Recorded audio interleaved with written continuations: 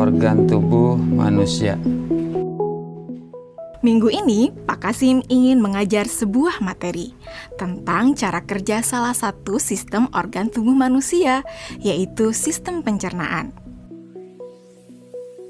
Adapun tujuan pembelajarannya adalah melalui diskusi kelompok dan penugasan mandiri. 1. Murid dapat menjelaskan fungsi organ pencernaan pada manusia. Kedua, murid dapat membuat model dan menunjukkan cara kerja sistem pencernaan manusia.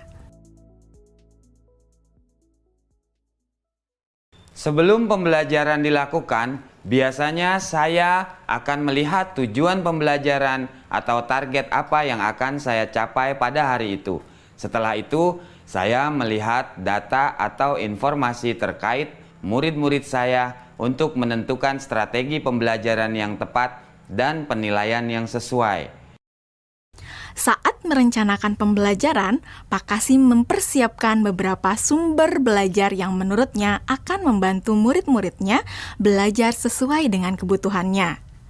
Sumber daya belajar yang disiapkan diantaranya adalah sebuah poster, berbagai bacaan yang memuat pembahasan tentang bagaimana organ pencernaan bekerja dari beberapa sumber.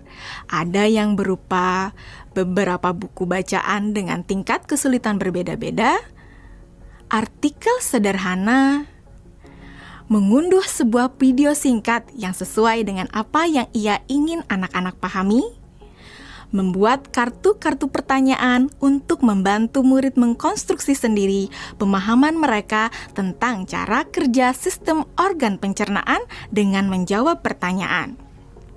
Sumber belajar yang beragam ini tentunya tetap sesuai dengan tujuan pembelajaran yang ingin dicapai atau dengan kata lain mengimplementasikan diferensiasi konten.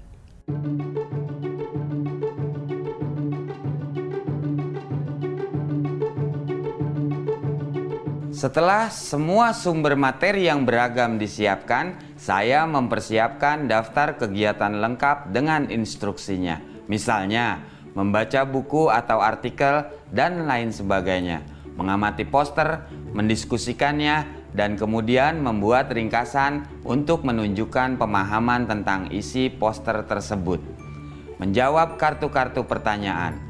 Aktivitas-aktivitas tersebut walaupun berbeda-beda, namun semuanya bertujuan agar murid memahami cara kerja sistem pencernaan.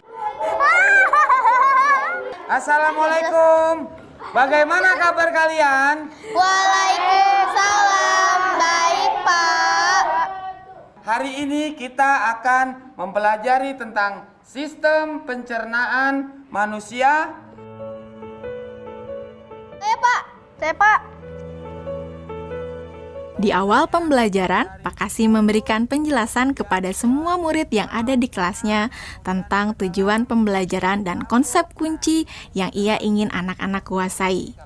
Lewat proses tanya jawab dan contoh-contoh, Pak Kasim memastikan bahwa murid-muridnya memahami apa yang dimaksud dengan sistem. Pak Kasim meminta murid-murid bekerja dalam kelompok. Untuk penugasan kali ini, Pak Kasim telah mengelompokkan murid berdasarkan tingkat kemampuan murid membaca. Hal ini karena tugas pertama yang harus dilakukan oleh setiap kelompok adalah membaca materi bacaan terlebih dulu. Teks yang dibaca tiap kelompok sesuai dengan kemampuan membaca mereka. Selama proses murid melakukan kegiatan, saya mengobservasi dan memantau pemahaman murid-murid. Saya mendatangi tiap kelompok, mengajukan pertanyaan, dan memberi pertanyaan lanjutan kepada murid-murid yang memerlukan bantuan atau perlu diberikan tantangan lebih.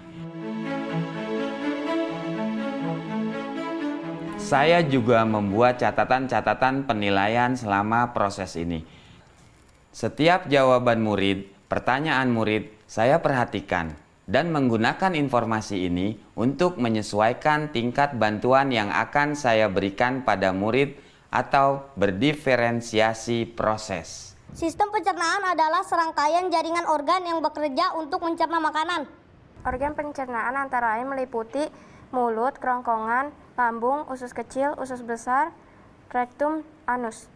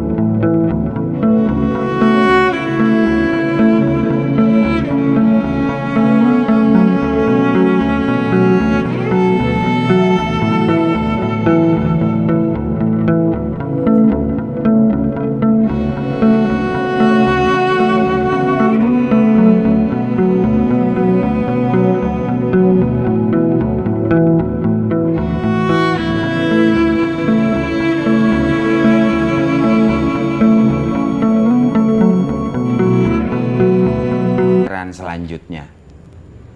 Ibu dan Bapak guru hebat, demikian video singkat salah satu contoh penerapan pembelajaran berdiferensiasi di jenjang sekolah dasar. Tetap semangat, Ibu dan Bapak guru hebat. Salam dan bahagia.